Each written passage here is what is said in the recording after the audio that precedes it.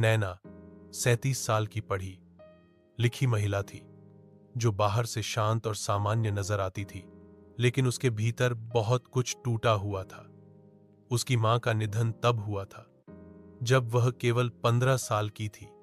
तब से उसने अपने पिता रघु को ही सब कुछ मान लिया था। मां, बाप, सहारा। रघु एक सम्मानित व्यक्ति माना जाता था। समाज में उसकी छवि एक जिम्मेदार पिता की थी, जिसने अकेले बेटी की परवरिश की थी। लेकिन समाज की नजरें अक्सर सिर्फ दिखावे पर जाती हैं, असल सच्चाई अंदर छुपी होती है। नैना जब बड़ी हुई, रघु का व्यवहार धीरे धीरे बदलने लगा। वह बेवजह उसके करीब आने लगा। कई बार उसे ऐसे छूता कि नैना को अजीब लगता, लेकिन उसने कभी कुछ कहा नहीं, सोचती रही कि शायद वह ज्यादा सोच रही है। एक रात रघु ने सारी सीमाएं पार कर दी। वह उसके कमरे में आया और नैना की दुनिया वहीं ठहर गई। वह न कुछ कह सकी, न किसी को बता सकी। डर, शर्म और समाज की झूठी इज्जत ने उसकी आवाज छीन ली। अगले दिन वह आईने में खुद को देखती रही। उसकी आंखें सुनी थीं, चेहरा थका हुआ, लेकिन सबसे ज्यादा घायल था उसका आत्मसम्मान। रघु वैसे ही व्यवहार करता रहा, जैसे कुछ हुआ ही नहीं। नैना ने खुद को सबसे काट लिया। वह ऑफिस तो जाती, लेकिन खामोश रहती।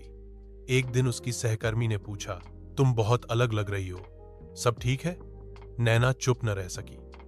उसकी आंखें भर आईं और उसने पहली बार अपना दर्द किसी के सामने रखा। सहकर्मी ने उसे हिम्मत दी और महिला हेल्पलाइन नंबर दिया। नैना ने कांपते हाथों से कॉल किया और पहली बार अपने साथ हुए अन्याय को शब्दों में ढाला। 3 दिन के भीतर रघु गिरफ्तार हो गया। कोर्ट में नैना ने पूरी सच्चाई बताई। समाज के सामने खड़ी होकर उसने वो किया जो हजारों महिलाएं सोच भी नहीं पाती। रघु को 7 साल की सजा हुई।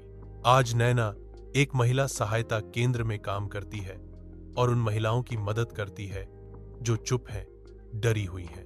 नैना कहती है, मैंने जब तक चुप रही मैं टूटी रही, जब बोली तो मैं जीने लगी। संदेश: यह कहानी सिर्फ एक बेटी की नहीं, हजारों बेटियों की है जो अपनों से ही दर्द झेल रही हैं।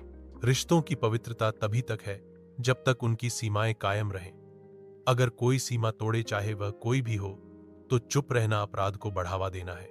महिला हेल्पलाइन 1091। आपकी एक आवाज किसी की जिंदगी बचा सकती है।